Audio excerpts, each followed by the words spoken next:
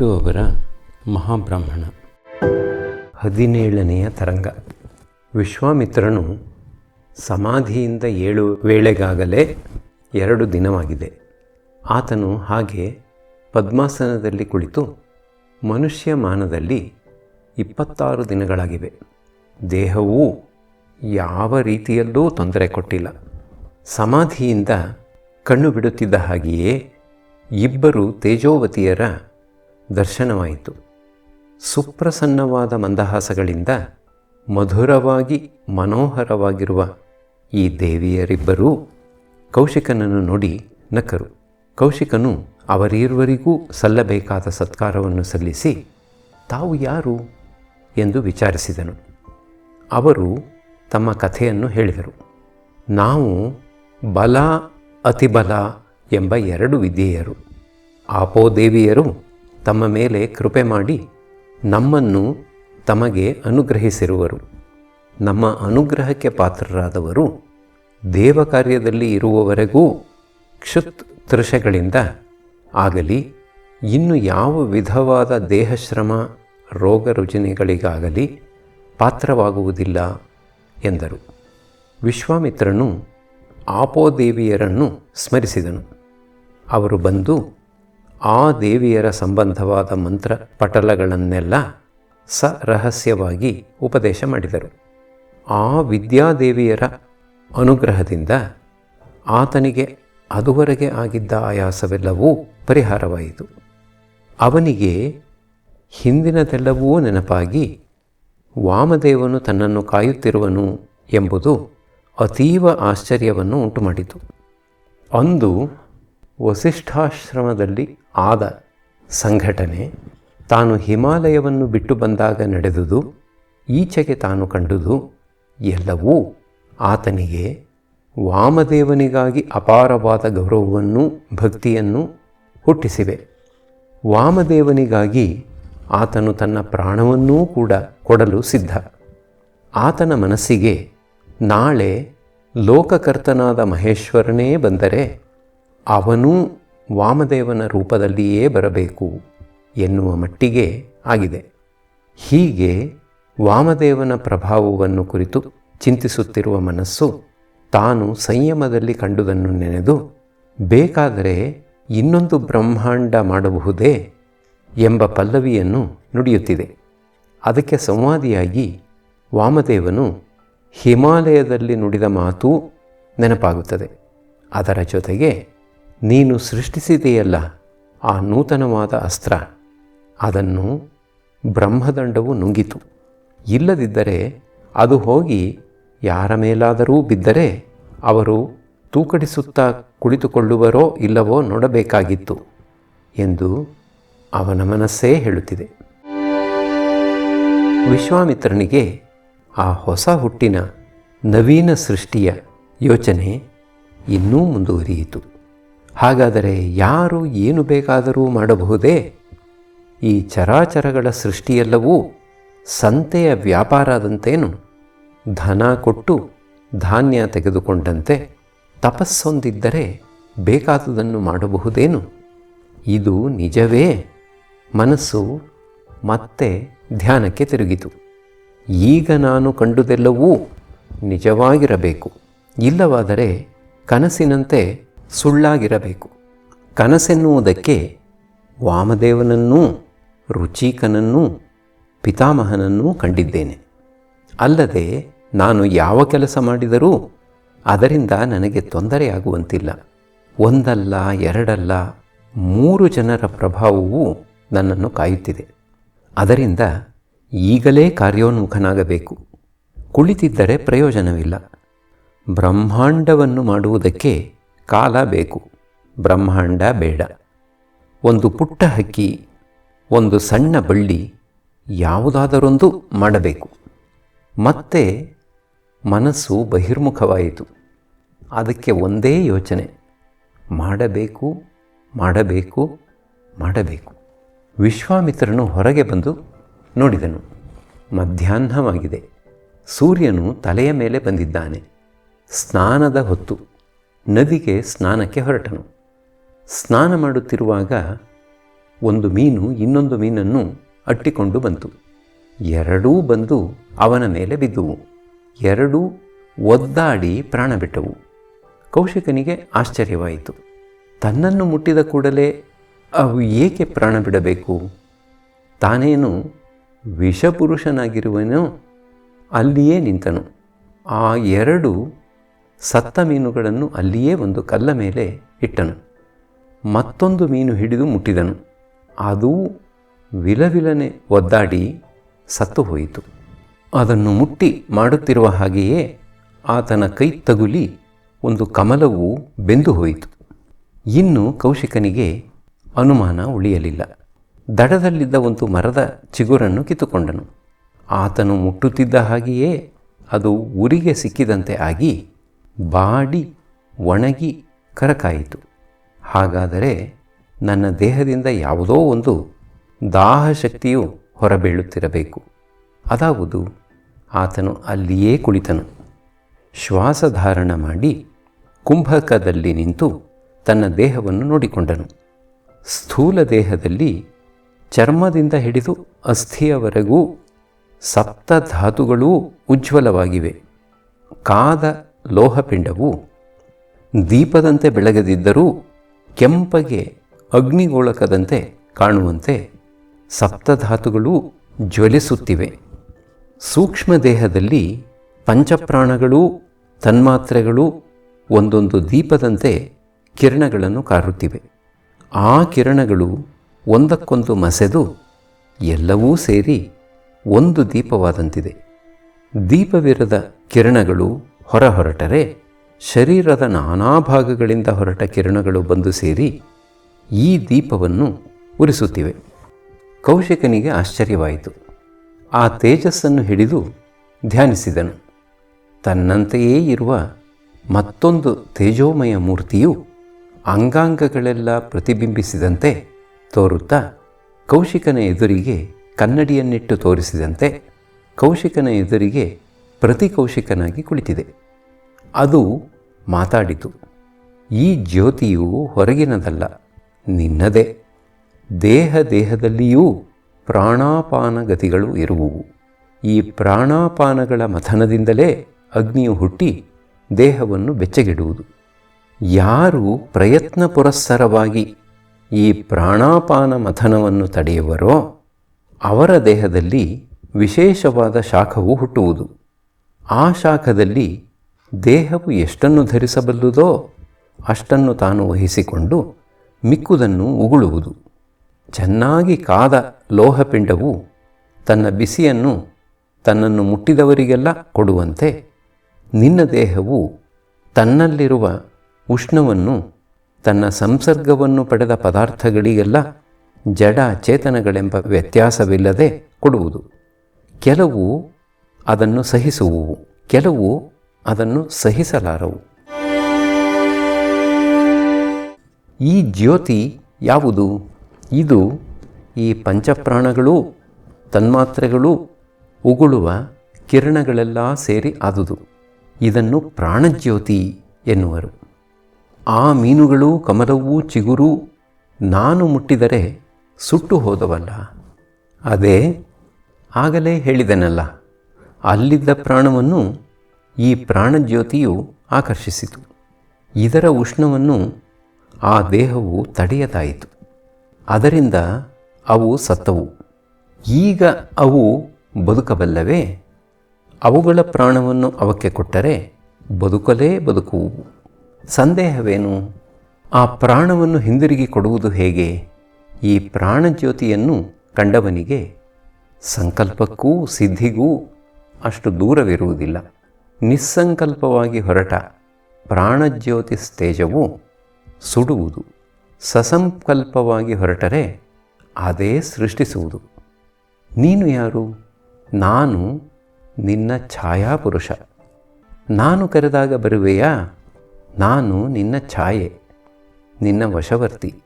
ನೀನು ಭೂತಗ್ರಾಮವಾದ ದೇಹವು ನಾನಲ್ಲ ಎಂದು ತಿಳಿದೊಡನೆಯೇ ನಾನು ಬೇರೆಯಾಗಿ ಕಾಣುವೆನು. ಪ್ರಾಣಜ್ಯೋತಿಯನ್ನು ಕಂಡಾಗ ಕಾಣುವೆನು. ಬ್ರಹ್ಮಾಂಡಕ್ಕೂ ಪಿಂಡಾಂಡಕ್ಕೂ ಸಾಮರಸ್ಯ ಉಂಟು ಎಂಬುದನ್ನು ಕಾಣುವ ಕ್ಷೇತ್ರವೇ ನಾನು. ಹಾಗಾದರೆ ಬ್ರಹ್ಮಾಂಡದಲ್ಲಿ ಎಲ್ಲಿ ಏನಿದೆ ಎಂಬುದನ್ನು ತೋರಿಸಿಕೊಡಬಲ್ಲೆಯಾ? ಭೂತ ಸಂಘಾತವಾದ ದೇಶದಲ್ಲಿರುವ ನೀನು ಕಾಲ ದೇಶಗಳನ್ನು ಮೀರಲಾರೆ. ನಾನು ನಿನ್ನ ವಶವರ್ತಿಯಾದರೂ ನನಗೆ ಕಾಲ ದೇಶಗಳ ಹದ್ದಿಲ್ಲ. ಲೋಕಲೋಕಗಳು ಬೇರೆ ಬೇರೆಯಾಗಿರುವುದು ಕಾಲದೇಶ ಭ್ರಾಂತಿಯಿಂದ. ಆ ಭ್ರಾಂತಿಯು ತೊಲಗಲು ಎಲ್ಲವೂ ಕರತಲಾಮಲಕದಂತೆ ತೋರುವುದು. ನಿನ್ನನ್ನು ನಾನು ಏನು ಬೇಕಾದರೂ ಕೇಳಬಹುದೇ? ಆಗಲೇ ಹೇಳಿದೆನಲ್ಲ, ನಿನ್ನ ದೇಹವು ನಿನ್ನ ಮಾನದಂಡ. ನೀನು ಅದರ ಹಿಡಿತದಲ್ಲಿ ಇರುವವರೆಗೂ ನೀನು ಅದರಂತೆಯೇ ಶಾಂತ, ಅನಂತವಲ್ಲ. ಮುಂದಕ್ಕೆ ಕೇಳಲು ಕೌಶಿಕನಿಗೆ ಮನಸ್ಸು ಬರಲಿಲ್ಲ. ಏಕೋ ಏನೋ ಅಲ್ಲಿಗೇ ಮಾತು ನಿಲ್ಲಿಸಿದನು. ಎದುರು ಬಿಂಬುವು ಕರಗುವುದಕ್ಕೆ ಆರಂಭವಾಯಿತು. ಮತ್ತೆ ಕೇಳಿದನು, ಇದೇಕೆ ಕರಗುತ್ತಿರುವೆ? ಎಲ್ಲಿಂದಲೋ ದೂರದಿಂದ ಕೇಳಿದಂತೆ ಕೇಳಿಸಿತು. ನಿನ್ನ ಮನಸ್ಸು ಇನ್ನೆತ್ತ ಕಡೆಯೋ ತಿರುಗಿತು. ಇನ್ನೊಂದು ಗಳಿಗೆಯೊಳಗಾಗಿ ಮತ್ತೆ ತೇಜೋಬಿಂಬ ಅದೂ ಕರಗಿತು. ಕೌಶಿಕನು ಕಣ್ಣು ತೆರೆದನು. ಸಂಜೆಯು ಸಮೀಪಿಸುತ್ತಿದೆ. ಕುಳಿತಿದ್ದ ಕಲ್ಲು ಕಾದು ಚುರಚುರ ಎನ್ನುವಂತಿದೆ.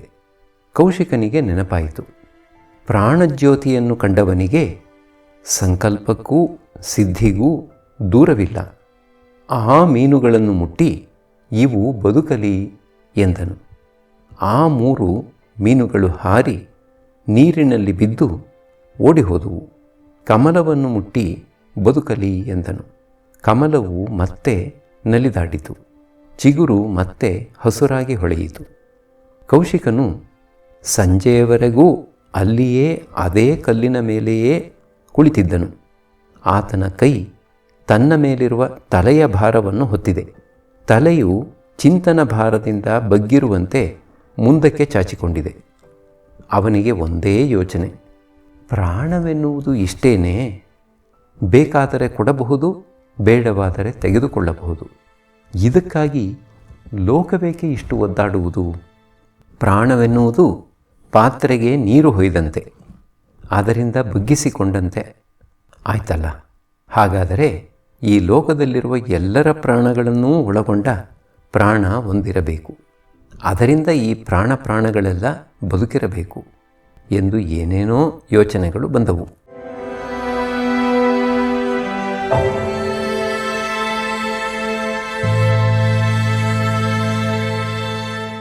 18ನೆಯ ತರಂಗ. ಕೌಶಿಕನು ಆಶ್ರಮಕ್ಕೆ ಬರುವ ವೇಳೆಗೆ ಸಂಜೆಯು ಕಳೆದು ರಾತ್ರಿಯಾಗಿದೆ. ಆತನಿಗೆ ಇಂದು ಹಸಿವು ನೀರಡಿಕೆಯೂ ಅಷ್ಟಿಲ್ಲ, ಅಥವಾ ಇಲ್ಲವೇ ಇಲ್ಲ. ಆತನಿಗೆ ಆ ಜಗತ್ಪ್ರಾಣದ ವಿಷಯ ಬಿಟ್ಟು ಇನ್ನು ಯಾವುದೂ ಬೇಕೇ ಇಲ್ಲ. ಮತ್ತೆ ಸಂಯಮ ಮಾಡಿ ಕುಳಿತು ಛಾಯಾಪುರುಷನನ್ನು ಕೇಳುವುದಕ್ಕೆ ಏನೋ ಬೇಡ. ಹೊಟ್ಟೆ ಹಸಿದಿದೆ, ಒಳಗೆ ಅಟ್ಟ ಅಡುಗೆ ಸಿದ್ಧವಾಗಿದೆ, ಸ್ನಾನಕ್ಕೇಳು ಎನ್ನುತ್ತಿದ್ದಾರೆ. ಆದರೆ ಹ್ಞೂ ಎಂದು ಒಂದು ಗಳಿಗೆ ಏನೋ ಯೋಚನೆಯಲ್ಲಿರುವಂತೆ ಇರುವ ಒಂದು ಭಾವ. ಆಶ್ರಮಕ್ಕೆ ಬರುವ ವೇಳೆಗೆ ಯಾರೋ ಬಂದಿದ್ದಾರೆ, ಬಲು ಹೊತ್ತಿನಿಂದ ಕಾದಿದ್ದಾರೆಯಂತೆ. ವಿಶ್ವಾಮಿತ್ರನಿಗೆ ಅಯ್ಯೋ ಪಾಪ ಎನ್ನಿಸಿ ವಿಚಾರಿಸಿದನು. ಬಂದಿರುವವನು ತ್ರಿಶಂಕು ಮಹಾರಾಜ. ರಾಜ್ಯಾದಿಗಳನ್ನೆಲ್ಲ ಬಿಟ್ಟು ಏನೋ ಒಂದು ಆಸೆಯಿಂದ ಆಶ್ರಮಗಳನ್ನೆಲ್ಲ ತಿರುಗುತ್ತಿದ್ದಾನೆ. ಆತನ ಬಯಕೆಯನ್ನು ನೆರವೇರಿಸುವುದಾಗಿ ಮಾತು ಕೊಟ್ಟರೆ ಎಲ್ಲವನ್ನೂ ಅರಿಕೆ ಮಾಡಿಕೊಳ್ಳುತ್ತಾನೆ. ವಿಶ್ವಾಮಿತ್ರನು ಆತನಿಗೆ ತಕ್ಕಂತೆ ಸೂಕ್ಷ್ಮವಾಗಿ ಉಪಚಾರ ಮಾಡಿ, ಮಹಾರಾಜ, ಆಯಾಸದಿಂದ ಬಳಲಿರುವೆ, ಈ ರಾತ್ರಿ ವಿಶ್ರಮಿಸಿಕೊ, ನಾಳೆಯ ದಿನ ಎಲ್ಲವೂ ವಿಚಾರ ಮಾಡೋಣ ಎಂದನು. ತ್ರಿಶಂಕುವಿಗೆ ಆತುರ. ಇಲ್ಲ, ತಾವೇ ಗತಿಯೆಂದು ಬಂದಿದ್ದೇನೆ. ತಮ್ಮಿಂದ ನನ್ನ ಆಸೆ ತೀರುವುದು ಎಂಬ ಆಸೆ ಬೆಟ್ಟದಷ್ಟಿದೆ. ಅದು ಉಂಟು ಇಲ್ಲ ಎನ್ನುವುದು ಗೊತ್ತಾಗುವವರೆಗೂ ನನಗೆ ಊಟ ಕೂಡ ಬೇಕಾಗಿಲ್ಲ. ನನ್ನಿಂದ ನಿನ್ನಾಸೆಯು ನೆರವೇರುವುದು ಎಂದು ಯಾರು ಹೇಳಿದರು? ಭಗವಾನರ ಮುಖದಿಂದ ತಿಳಿಯಿತು. ಭಗವಾನರು ಎಂದರೆ ಯಾರು? ಎಂದರೆ ವಸಿಷ್ಠರು. ಏನು, ವಸಿಷ್ಠರು ನನ್ನಿಂದ ಆಗುವುದು ಎಂದು ಹೇಳಿದರೆ? ಹೌದು. ವಿಶ್ವಾಮಿತ್ರನಿಗೆ ಆಶ್ಚರ್ಯವಾಯಿತು. ಕೂಡಲೇ ತ್ರಿಶಂಕುವಿನ ಆತುರಕ್ಕೆ ಇಮ್ಮಡಿಯಾದ ಆತುರದಿಂದ ಏನು ಎಂದು ವಿಚಾರಿಸಬೇಕು. ಆದರೆ ಆ ತಪಸ್ವಿ ಜನಸಹಜವಾದ ಶಾಂತತೆಯನ್ನು ಬಿಡದೆ ಕೇಳಿದನು, ಹಾಗಾದರೆ ಸಂದೇಹವೇಕೆ? ಭಗವಾನರ ಅಪ್ಪಣೆಯಾಗಿದೆ ಎಂದರೆ ಅದು ಆಗಿಯೇ ಆಗುವುದು. ಅಗತ್ಯವಾಗಿಯೂ ಆಗಲಿ. ಏಳು, ಇನ್ನು ಊಟ ಮಾಡು. ತ್ರಿಶಂಕುವಿಗೆ ಆಶ್ಚರ್ಯವಾಯಿತು. ದೇವ, ನನ್ನ ಆಸೆ ಬೆಟ್ಟವನ್ನು ಕಡಿದು ಕಡಲನ್ನು ಕುಡಿಯಬೇಕು ಎಂಬಷ್ಟು ದೊಡ್ಡದು. ಆಗಲಿ, ಚಿಂತೆಯಿಲ್ಲ. ಬೇಕಾದರೆ ಇನ್ನೊಂದು ಬ್ರಹ್ಮಾಂಡವನ್ನೇ ಸೃಷ್ಟಿಸೋಣ. ಹೌದು ಋಷೀಂದ್ರ, ನನ್ನ ಆಸೆಯೂ ಅಂತಹುದೇ. ನಾನು ಸಶರೀರನಾಗಿ ಸ್ವರ್ಗಕ್ಕೆ ಹೋಗಬೇಕು. ವಿಶ್ವಾಮಿತ್ರನು ಬೆಚ್ಚಿಬಿದ್ದನು. ಆಶ್ಚರ್ಯದಿಂದ ಏನು ಎಂದು ಮತ್ತೆ ಕೇಳಿದನು. ತ್ರಿಶಂಕುವಿಗೆ ಗಾಬರಿ. ಎಲ್ಲಿ ಆಗುವುದಿಲ್ಲ ಎಂದು ಬಿಡುವನೋ ಎಂಬ ಶಂಕೆ. ತಾನೇ ತಾನಾಗಿ ಕುಗ್ಗಿದ ದನಿಯಿಂದ ಸಶರೀರನಾಗಿ ಸ್ವರ್ಗಕ್ಕೆ ಹೋಗಬೇಕು ಎಂದನು. ವಿಶ್ವಾಮಿತ್ರನಿಗೆ ಆಶ್ಚರ್ಯವಾಯಿತು. ತಾನು ಇದೇ ದೇಹದಲ್ಲಿ ಬ್ರಾಹ್ಮಣನಾಗಬೇಕು ಎಂದು ಆಸೆಪಡುತ್ತಿರುವವನು, ಇವನು ಈ ಶರೀರದಲ್ಲಿಯೇ ಸ್ವರ್ಗಕ್ಕೆ ಹೋಗಬೇಕು ಎನ್ನುತ್ತಿರುವವನು. ಇಬ್ಬರಿಗೂ ಚೆನ್ನಾಗಿ ಗಂಟು ಬಿತ್ತು ಎಂದು ದೀರ್ಘವಾಗಿ ಆಲೋಚಿಸಿದನು. ಆಯಿತು, ವಸಿಷ್ಠರು ನನ್ನಿಂದ ಆಗುವುದು ಎಂದು ಯಾವಾಗ ಹೇಳಿದರು? ವಸಿಷ್ಠರ ಆಶ್ರಮದಲ್ಲಿ ನಡೆದುದೆಲ್ಲವನ್ನೂ ತ್ರಿಶಂಕುವು ಸೂಕ್ಷ್ಮವಾಗಿ ಹೇಳಿದನು. ಕಾಮ್ಯ ಕರ್ಮವೆಂದು ವಸಿಷ್ಠರು ಮಾಡಿಸುವುದಿಲ್ಲವೆಂದರು. ಅರುಂಧತಿ ದೇವಿಯು ಮಾತೃ ಸಹಜವಾದ ವಾತ್ಸಲ್ಯದಿಂದ ಇಷ್ಟಾರ್ಥ ಸಿದ್ಧಿಯಾಗಲಿ ಎಂದರು. ಮತ್ತೆ ಭಗವಾನರ ಬಳಿಗೆ ಹೋಗಲು ಧೈರ್ಯ ಸಾಲದೆ ವಸಿಷ್ಠ ಪುತ್ರರ ಬಳಿಗೆ ಹೋಗಿ ಅಲ್ಲಿ ಮಾತಾಡುತ್ತಾ ಇರುವಾಗ ಒಬ್ಬರು ಇನ್ನು ಯಾರಾದರೂ ಶಕ್ತರನ್ನು ಹುಡುಕಿಕೊಂಡು ಹೋದರಾಯಿತು ಎಂದರು. ಇನ್ನೊಬ್ಬರು ಕುಲಗುರುವನ್ನು ಬಿಡುವುದೇ ಎಂದರು. ಮತ್ತೊಬ್ಬರು ಬಿಟ್ಟರೆ ಚಂಡಾಲತೆಯು ಬರುವುದು ಎಂದರು. ತಾನು ಹೀಗೆಂದರಲ್ಲ ಎಂದು ಖಿನ್ನನಾಗುತ್ತಿದ್ದ ಹಾಗೆಯೇ ಭಗವಾನರೇ ಬಂದು ದಕ್ಷಿಣಕ್ಕೆ ಹೋಗು, ಅಲ್ಲಿ ರಾಜರ್ಷಿಯೊಬ್ಬನುಂಟು, ಆತನಿಂದ ಈ ಕೆಲಸವಾಗುವುದು.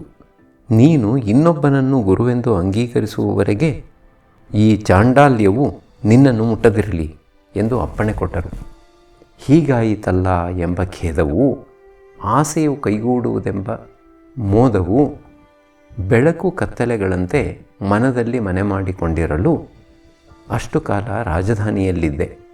ಆದರೆ ಆಸೆಯ ಕಾಟ ಬಲವಾಗಿ ಸಶರೀರವಾಗಿ ಸ್ವರ್ಗಕ್ಕೆ ಕಳುಹಿಸಬಲ್ಲ ಮಹಾತಪಸ್ವಿಯು ನನ್ನ ಚಾಂಡಾಲ್ಯವನ್ನು ನಿರ್ಮೂಲ ಮಾಡಲಾರನೆ ಎಂದು ತಮ್ಮನ್ನು ಹುಡುಕಿಕೊಂಡು ಈಗ ಬಂದೆ. ವಿಶ್ವಾಮಿತ್ರನು ಎಲ್ಲವನ್ನೂ ಕೇಳಿದನು. ವಸಿಷ್ಠರು ತನ್ನನ್ನು ರಾಜರ್ಷಿ ಎಂದು ಕರೆದಿದ್ದಾರೆ. ಬೇಕಾದರೆ ಆತನು ಈ ಕಾರ್ಯವನ್ನು ಮಾಡಬಲ್ಲನು ಎಂದೂ ಹೇಳಿದ್ದಾರೆ.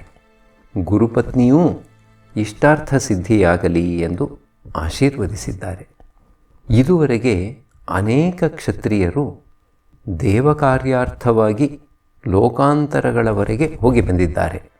ನಹುಷನಂತೂ ಮಾನುಷ ದೇಹದಲ್ಲಿಯೇ ದೇವಾಧಿಪತ್ಯವನ್ನು ನಿರ್ವಹಿಸಿದ್ದಾನೆ.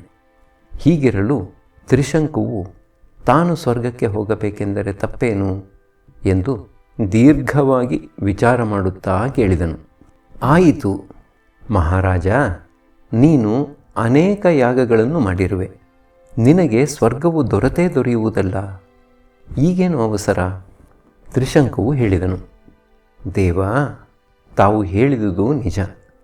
ನಾನು ಮಾಡಿರುವ ಯಾಗಗಳ ಫಲವಾಗಿ ಈ ದೇಹವು ಹೋದ ಮೇಲೆ ನನಗೆ ಸ್ವರ್ಗವು ಸಿಕ್ಕಿಯೇ ಸಿಕ್ಕುವುದು. ಆದರೆ ಈ ಮಾನವ ದೇಹದಿಂದಲೇ ಸ್ವರ್ಗಕ್ಕೆ ಹೋಗಿ ಅಲ್ಲಿನ ಭೋಗಗಳನ್ನೆಲ್ಲ ಅನುಭವಿಸಬೇಕು. ಮತ್ತೊಂದು ದೇಹ ಬಂದಾಗ ನಾನೇ ತ್ರಿಶಂಕುವಾಗಿದ್ದವನು ಎಂಬ ನೆನಪು ಇದ್ದು ಇಲ್ಲಿನ ಭೋಗಗಳನ್ನೆಲ್ಲ ಮರೆಯದೇ ಇದ್ದರೆ ಆಯಿತಲ್ಲ. ಇದಕ್ಕಾಗಿ ಅಷ್ಟು ಆಯಾಸ ಪಡಬೇಕೇಕೆ? ದೇವ, ನಿಜವಾಗಿಯೂ ಒಳಗಿನ ತತ್ವವಿಷ್ಟು. ತಾವೂ ಕ್ಷತ್ರಿಯರು ಎಂಬುದರ ಮೇಲೆ ತಮ್ಮಲ್ಲಿ ಹೇಳುವೆನು. ಅಪಚಾರವಾಗಿದ್ದರೆ ಕ್ಷಮಿಸಿ. ಈ ದೇವತೆಗಳು ಎನ್ನುವವರು ನಮ್ಮ ಹವಿಸ್ಸುಗಳಿಂದ, ನಾವು ಕೊಟ್ಟ ಆಹುತಿಗಳಿಂದ ಬಲಿತು ನಮ್ಮನ್ನು ಆಳುವವರು. ನಿಸ್ಸಪತ್ನನಾಗಿ ಈ ಭೂಮಿಯನ್ನೆಲ್ಲ ಗೆದ್ದು ಆಳುವಂತೆ ನನ್ನ ತಪೋಬಲದಿಂದ ಸ್ವರ್ಗವನ್ನು ಗೆದ್ದವನು ಎಂಬ ಕೀರ್ತಿಯನ್ನು ಸಂಪಾದಿಸಬೇಕು ಎಂದು ನನ್ನ ಒಳಗಿನ ಆಸೆ. ಭಗವಾನರು ಇದನ್ನು ತಪ್ಪು ಎಂದಿದ್ದರೆ ಅಂದೇ ನಾನು ಈ ಆಸೆಯನ್ನು ತುಳಿದು ಬಿಡುತ್ತಿದ್ದೆ. ಅಸಾಧ್ಯವಾದ ಆಸೆಗಳನ್ನು ಹಿಡಿದು ಹಂಬಲಿಸುವುದೂ ಸಹಜ. ಹೇಳಿದಾಗಲೆಲ್ಲ ಆಗಲಿ ಆಗಲಿ ಏನವಸರ ಎನ್ನುತ್ತಿದ್ದರು. ಅದರಿಂದ ನನ್ನ ಭಾವನೆಯು ಇನ್ನಷ್ಟು ಹುರುಪುಗೊಂಡಿತು. ಕೊನೆಗೆ ಅವರನ್ನು ಕೊಂಚ ಬಲಾತ್ಕರಿಸಿದೆ. ಅವರ ಮನಸ್ಸು ನೊಂದಿತೇನೋ. ಅದರಿಂದ ಹಾನಿಯಾಗದಿದ್ದರೂ ಅವರ ಮಕ್ಕಳಿಂದ ಹಾನಿಯಾಯಿತು. ಈ ಪ್ರಯತ್ನವನ್ನೇ ಬಿಟ್ಟು ಬಿಟ್ಟರೆ ಹಾನಿಯನ್ನು ತಪ್ಪಿಸಿಕೊಳ್ಳಬಹುದಲ್ಲ. ಹಾನಿಯನ್ನು ಕಳೆದುಕೊಳ್ಳಬೇಕು, ಆಸೆಯನ್ನೂ ಗೆಲ್ಲಬೇಕು ಎಂದು ತಮ್ಮನ್ನು ಆಶ್ರಯಿಸಿದ್ದೇನೆ. ತಾವೇ ಹೇಳಿ, ಮನುಷ್ಯನು ಸ್ವರ್ಗವನ್ನು ಗೆದ್ದನು ಎಂಬುದು ಮನುಷ್ಯತ್ವಕ್ಕೇ ಗೌರವವಲ್ಲವೇ? ಕ್ಷತ್ರಿಯನಲ್ಲದೆ, ಅದರಲ್ಲೂ ಪ್ರತಾಪಶಾಲಿಯಾದ ಭಾಸ್ಕರನ ವಂಶದ ಕ್ಷತ್ರಿಯನಲ್ಲದೆ ಮತ್ತಾರು ತಾನೇ ಈ ಸಾಹಸವನ್ನು ಮಾಡಬೇಕು? ಅದರಿಂದ ಪೂಜ್ಯರೇ, ತಾವು ಮನಸ್ಸು ಮಾಡಿ. ತಾವು ಆಗಬಹುದು ಎಂದರೆ ಇನ್ನೂ 10 ವರ್ಷಗಳ ಮೇಲೆ ಆದರೂ ಚಿಂತೆಯಿಲ್ಲ. ಅದುವರೆಗೆ ನಾನೂ ಒಂದು ಆಶ್ರಮದಲ್ಲಿ, ಅಪ್ಪಣೆಯಾದರೆ ಇಲ್ಲಿಯ ಒಂದು ಮೂಲೆಯಲ್ಲಿ ಒಂದು ಗುಡಿಸಲು ಕಟ್ಟಿಕೊಂಡು ತಪಸ್ಸು ಮಾಡುತ್ತಿರುವೆನು. ವಿಶ್ವಾಮಿತ್ರನು ಯೋಚಿಸಿದನು. ಸ್ವರ್ಗವೇನು ಕೇವಲ ಭೋಗಭೂಮಿ. ಗೀತ ಭೋಗ ಎರಡರಲ್ಲಿ ಮುಳುಗಿ ತೇಲುವುದು. ಅರಮನೆಯ ಭೋಗದಲ್ಲಿ ಬೇಸರವಾದ ಅರಸನು ಸುರಭೂಮಿಯ ಭೋಗವನ್ನು ಬಯಸುತ್ತಿದ್ದಾನೆ ಅಷ್ಟೇ. ಅಲ್ಲಿನ ಆ ಅಪ್ಸರೆಯರ ಸಹವಾಸ, ಗಂಧರ್ವರ ನೃತ್ಯ ಗೀತಾದಿಗಳು, ಆ ಮಂದಾರ ನಂದನಗಳು ಎಲ್ಲವೂ ಭೋಗಿಯ ಮನಸ್ಸನ್ನು ಸೆಳೆದರೆ ತಪ್ಪೇನು? ನನಗೂ ಎಷ್ಟೋ ಸಲ ಬಂದಿರುವ ಯೋಚನೆಯೇ ತಾನೇ ಇದು. ಇಲ್ಲಿನ ಕ್ಷಣಿಕ ಭೋಗ ಬೇಡವೆಂದು ಅಲ್ಲಿನ ನಿರಂತರ ಭೋಗ ಬೇಕೆಂದರೆ ತಪ್ಪೇನು? ಆದರೆ ಈಗ ಇವನನ್ನು ನಾನು ಶಿಷ್ಯನೆಂದು ಅಂಗೀಕರಿಸಿದರೆ ಇವನಿಗೆ ಚಂಡಾಲತ್ವವು ಈ ಕೂಡಲೇ ಬರುವುದು. ಅದರಿಂದ ಈತನನ್ನು ಸದ್ಯದಲ್ಲಿ ತಡೆಯೋಣ. ಈ ಕಾರ್ಯವನ್ನು ಒಪ್ಪಿಕೊಂಡು ಮಾಡಿದರೆ ಅನನ್ಯ ಸಾಧ್ಯವಾದ ಕಾರ್ಯವನ್ನು ಮಾಡಿದನೆಂದು ನನಗೂ ಕೀರ್ತಿ ಬರುವುದು. ಆಗ ನನ್ನನ್ನು ಇತರ ಋಷಿಗಳೂ ತಪಸ್ವಿಗಳೂ ವಸಿಷ್ಠನಷ್ಟೇ ಅಲ್ಲದಿದ್ದರೆ ತತ್ಸಮನೆಂದಾದರೂ ಗೌರವಿಸುವರು ಎಂದು ಬಹುವಿಧವಾಗಿ ಪರ್ಯಾಲೋಚನೆ ಮಾಡಿ ಕೊನೆಗೆ ಹೇಳಿದನು. ಭಗವಾನ್ ಹೇಳಿದಂತೆ ಇದು ಕೇವಲ ಕಾಮ್ಯ. ಆದರೂ ನೀನು ಕ್ಷತ್ರಿಯನಾದುದರಿಂದ ಅದು ಅಷ್ಟು ತಪ್ಪಲ್ಲ. ಭಗವಾನರೇ ಮಾಡಿಸಬಹುದಾಗಿತ್ತು. ಅವರೂ ನಿನ್ನನ್ನು ಇಲ್ಲಿಗೆ ಕಳುಹಿಸಿದ್ದಾರೆ. ಆಗಲಿ, ಮಾಡೋಣ. ಕೊಂಚ ಕಾಲ ನೀನು ಆಶ್ರಮದಲ್ಲಿಯೇ ಇರು. ಈಗಲೇ ನೀನು ನನ್ನನ್ನು ಗುರುವೆಂದು ಅಂಗೀಕರಿಸಬೇಡ. ನಾನು ಜಮದಗ್ನಿಯೊಡನೆ ಯೋಚಿಸುವೆನು. ನನಗೆ ಮಾಡಿಸುವುದಕ್ಕೆ ಇಷ್ಟವೇನೋ ಇದೆ.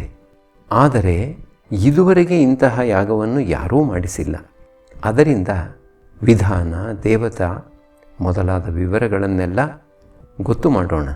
ಅದುವರೆಗೆ ನೀನು ಆಶ್ರಮದಲ್ಲಿ ಮಿತ್ರನಾಗಿರು ಎಂದನು. ಆ ಮಾತು ತ್ರಿಶಂಕುವಿಗೆ ಒಪ್ಪಿತು.